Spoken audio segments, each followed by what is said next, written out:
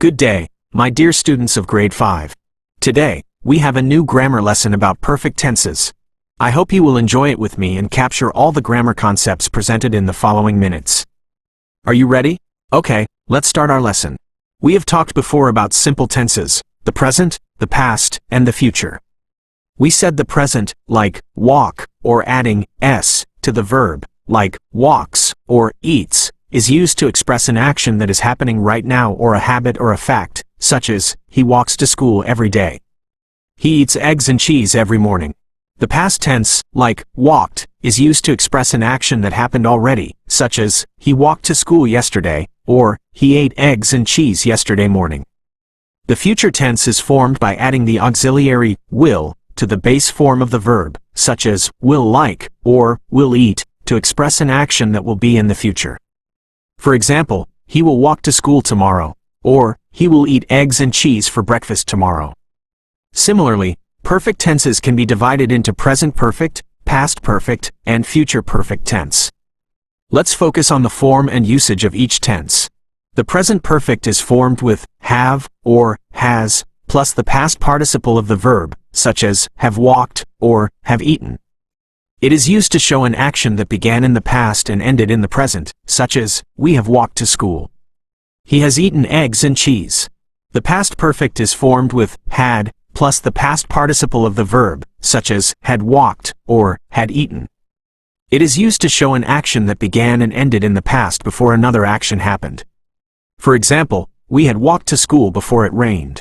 After he had eaten eggs and cheese for breakfast, he went to school. The future perfect is formed with will have, plus the past participle. It is used to show an action that will start and end in the future.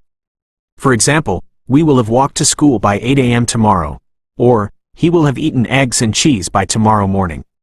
So, in short, the present perfect form in affirmative is subject plus have or has plus past participle. In negative, we just add not, after, have, or has. In question form, we flip have or has before the subject. The same happens with the past perfect. In the affirmative, we get subject plus had plus past participle. In negative, we just insert not, after, had, and in the question form, we flip had before the subject.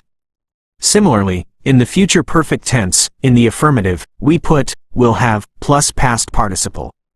In the negative, we insert not, after, will, and in the question, we get will before the subject.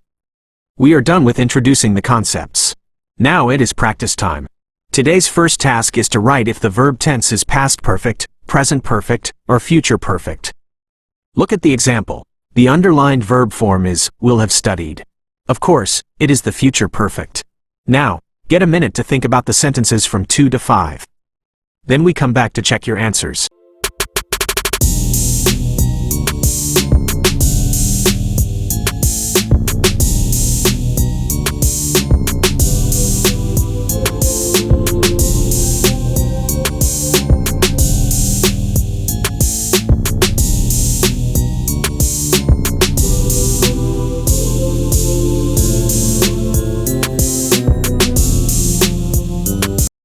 Okay, number 2. The verb has eaten. Yeah, you're right, it's present perfect. Number 3. Has slept. Surely it's also present perfect. Wonderful work. Number 4. The verb have wanted. It's also present perfect. Amazing, guys. Number 5. The verb had worked is in the past perfect tense. Let's continue. Number 6. The verb will have earned. Yeah, right, it's in the future perfect tense. Number 7, will have traveled, is also in the future perfect tense. Number 8, had gone. Amazing, it's in the past perfect tense. Now, let's have another sort of exercise, which is to complete the sentence with the correct perfect tense of the verb. This exercise depends on your understanding of the usage of the perfect tenses. Let's see it together. Number 1, after the play ends, we underscore in 30 performances for our school. Here, guys, we have the joining word, after, and the verb after it is ends, which is in the present, so the verb in the second clause must be in the future perfect. So the verb act must be will have acted, to show that the action will be in the future. Number 2. My mom underscore 3 hours already on our way to Florida. As here we have only one clause and we have the indicative word, already. This is the present perfect tense, so the verb, drive, must be, has driven. Number 3. We underscore a lot for the test before we finally took it yesterday. The sentence is in the past and it has two verbs, one happened before the other, so the first action should be in the past perfect, so the answer is, had studied. Number 4. When I am in 6th grade, I underscore every year of school in the same city. This is similar to number 1, when we have a joining word, when, and an action in the present, so the second action must be future. So, the answer will be, will have attended. I hope you have enjoyed our grammar lesson today. See you soon in a more interesting lesson.